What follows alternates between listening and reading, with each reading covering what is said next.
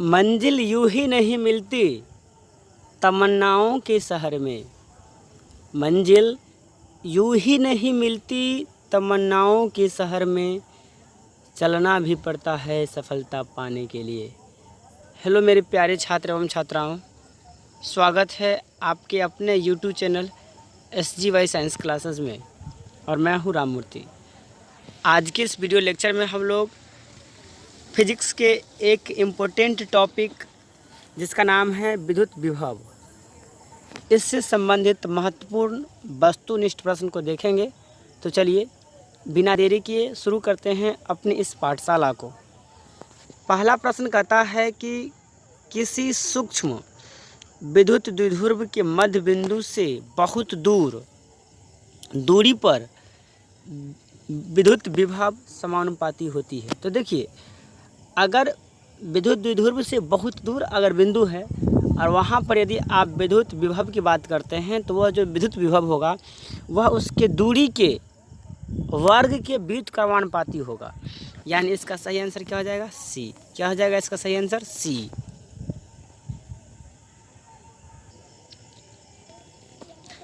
अगला प्रश्न कहता है कि एक स्टेट कूलम बराबर ... कूलम होता है। तो देखिए, एक स्टेट कूलम बराबर 1/3 × 10⁻⁻19 कूलम होता है। यानी सेकंड का सही आंसर हो जाएगा डी। अगला प्रश्न कहता है कि यदि दो सुचालक गोले अलग अलग आवेशित करने के बाद परस्पर जोड़ दिया जाए तो क्या होगा? उसका आवेश जो है वह संरक्षित रहेगा। यानी गोला का ऊर्जा तो परिवर्तित हो जाएगा, लेकिन आवेश जो होता है वह आवेश संरक्षण के सिद्धांत का पालन करेगा और आवेश क्या रहेगा? संरक्षित रहेगा। यानी इसका सही आंसर हो जाएगा बी। अगला प्रश्न कहता है कि एक प्रोटॉन को 1 वोल्ट विभवांतर से त्वरित किया जाता है, इसके द्वारा ग्रहण किया गया ऊर्जा होगी। इसके द्वारा ग्रहण की गई ऊर्जा होगी। तो इसका सही आंसर होगा 1 इलेक्ट्रॉन वोल्ट, यानी 4 का सही आंसर हो जाएगा बी। 5 नंबर प्रश्न कहता है कि त्रिज्या स्मॉल r के एक गोलाकार चालक को कैपिटल Q आवेश दिया जाता है। स्मॉल q आवेश वाले कण को इसके केंद्र से पृष्ठ तक ले जाने में किया गया कार्य क्या होगा? तो देखिए, खोखला गोला है, इसका मतलब गोले के पृष्ठ के अंदर आवेश क्या होगा? शून्य होगा। तो किया गया कार्य भी क्या हो जाएगा? शून्य हो जाएगा। यानी 5 का सही आंसर हो जाएगा ए। छठा प्रश्न कहता है कि जब एक परीक्षण आवेश को अनंत से किसी विद्युत द्विध्रुव के लंबवत आर्धक के अनुदिश लाया जाता है, तब किया गया कार्य होता है। पहला ऑप्शन है धनात्मक, सेकेंड ऑप्शन है ऋणात्मक, थर्ड ऑप्शन है शून्य, और फोर्थ यानी डी ऑप्शन है इनमें से कोई नहीं। तो देखिए, वो लंबवत गया है तो किया गया कार्य क्या हो जाएगा? शून्य हो जाएगा। यानी इसका सही आंसर हो जाएगा सी। अगला प्रश्न कहता है कि एक इलेक्ट्रॉन तथा एक प्रोटॉन एक दूसरे के समीप आ रहा है, इस निकाय की स्थितिज ऊर्जा ऑप्शन ए में है घट रही है, ऑप्शन बी में है बढ़ रही है, ऑप्शन सी में है अपरिवर्तित है, और ऑप्शन डी में है अनिश्चित है। तो इसका सही आंसर हो जाएगा घट रही है, यानी 7 का ए हो जाएगा। 8 नंबर प्रश्न कहता है कि दूरी पर स्थित दो बिंदु आवेश +q तथा +q के बीच बल F है। यदि एक आवेश स्थिर हो तथा दूसरा आवेश चारों ओर r त्रिज्या के वृत्तीय त्रिज्या के वृत्त में चक्कर लगाए तो एक चक्कर में कृत कार्य होगा। तो एक चक्कर में किया गया कार्य क्या हो जाएगा? तो शून्य होगा। यानी 8 का सही आंसर हो जाएगा डी। कहता है कि ई तीव्रता के समरूप विद्युत क्षेत्र में P द्विध्रुव आघूर्ण वाले एक विद्युत द्विध्रुव क्षेत्र की दिशा के लंबवत स्थित है। इसे इस इस स्थिति से 180 डिग्री घुमाने में किया गया कार्य क्या होगा? तो 180 डिग्री घुमाने में किया गया कार्य क्या हो जाएगा? पी, यानी इसका सही आंसर क्या हो जाएगा? ए। 10 नंबर प्रश्न कहता है कि विद्युतीय क्षेत्र में किसी विद्युत द्विध्रुव को घुमाने में किया गया कार्य होता है। तो देखिए, विद्युतीय क्षेत्र में यदि आप किसी विद्युत द्विध्रुव को घुमाते हैं तो उसके द्वारा किया गया कार्य W बराबर होता है PE/1 माइनस cos थीटा, यानी 10 का सही आंसर हो जाएगा ए।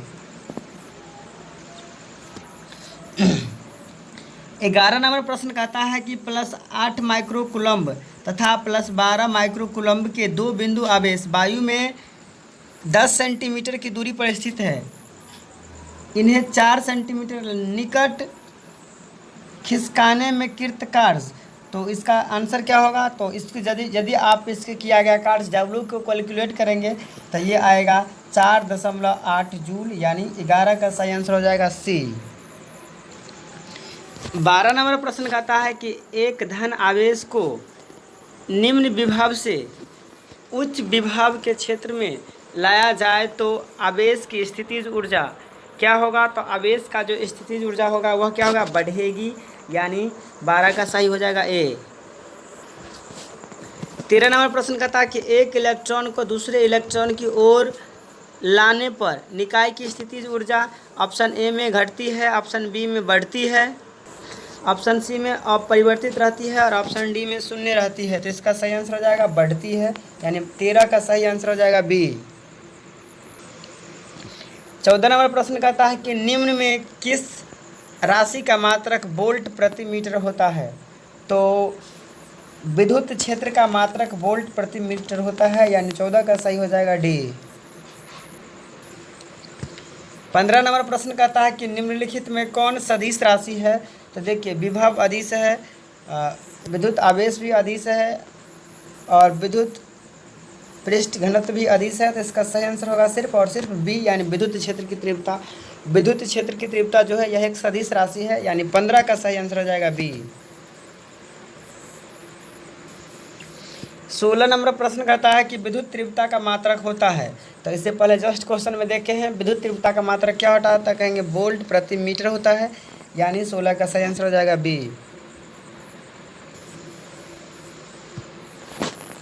समविभवी पृष्ठ पर एक इलेक्ट्रॉन को एक बिंदु से दूसरे बिंदु तक विस्थापित करने में कार्य इलेक्ट्रॉन पर होता है, कार्य इलेक्ट्रॉन द्वारा होता है, कार्य अनंत होता है, कार्य नहीं होता है। तो देखिए, अगर आप समविभवी तल में इलेक्ट्रॉन को एक बिंदु से दूसरे बिंदु पर विस्थापित करते हैं तो कोई कार्य नहीं होगा, यानी 17 का सही आंसर हो जाएगा डी। 18 नंबर प्रश्न कहता है कि विरामावस्था में 100 वोल्ट विभवांतर पर एक इलेक्ट्रॉन तथा अल्फा कण को त्वरित करने पर इनके संवेगों का अनुपात होता है। ऑप्शन ए में है 1, ऑप्शन बी में है √2 मी बटे मी ए या मी अल्फ़ा, ऑप्शन सी में है √ मी ई यानी मास ऑफ इलेक्ट्रॉन बटे मास ऑफ अल्फ़ा, और ऑप्शन डी में है √ मास ऑफ इलेक्ट्रॉन बटे 2 इंटू मास ऑफ अल्फ़ा। तो इसका सही आंसर हो जाएगा डी, यानी √ मास ऑफ इलेक्ट्रॉन बटे 2 इंटू मास ऑफ अल्फ़ा, यानी सही हो जाएगा डी। 17 का सही आंसर डी। 19 नंबर प्रश्न कहता है कि m द्रव्यमान तथा ई आवेश के एक इलेक्ट्रॉन विरामावस्था से भी विभवांतर पर त्वरित होता है। इलेक्ट्रॉन का अंतिम वेग क्या होगा? तो इलेक्ट्रॉन का अंतिम वेग हो जाएगा √2 इलेक्ट्रॉन वोल्ट बट्टे m, यानी 19 का सही आंसर होगा ए। 20 नंबर प्रश्न कहता है कि विद्युत द्विध्रुव की निरक्षीय स्थिति में विद्युत विभव का व्यंजक होता है। तो देखिए, निरक्षीय स्थिति में विद्युत विभव का व्यंजक क्या होता है? तो हम कहेंगे शून्य होता है। क्या होता है? शून्य होता है, यानी इसका सही आंसर हो जाएगा डी। अगला प्रश्न यानी 21 नंबर प्रश्न कहता है कि +10 माइक्रोकूलम्ब तथा -10 माइक्रोकूलम्ब के दो बिंदु आवेश वायु में परस्पर 40 सेंटीमीटर की दूरी पर रखे हैं, निकाय की विद्युत स्थितिज ऊर्जा होगी। तो देखिए, इसे यदि आप कैलकुलेट करेंगे तो यह मिलेगा -2.25 जूल। क्या मिलेगा? यानी 21 का सही आंसर हो जाएगा सी। तो मेरे प्यारे बच्चों, ये था विद्युत विभव से संबंधित कुछ महत्वपूर्ण प्रश्न जो अक्सर बिहार बोर्ड में पूछा जाता है। आपको हमारा ये वीडियो कैसा लगा कमेंट सेक्शन में ज़रूर बताएंगे। साथ ही साथ यदि आप हमारे चैनल पर नए हैं तो इसे सब्सक्राइब कर लीजिए एवं बेल आइकन को भी दबा दीजिए तथा अपने दोस्तों को भी शेयर कीजिए ताकि उनको भी इस वीडियो का लाभ मिल सके। तो चलिए आज के लिए इतना ही। जय हिंद, जय भारत।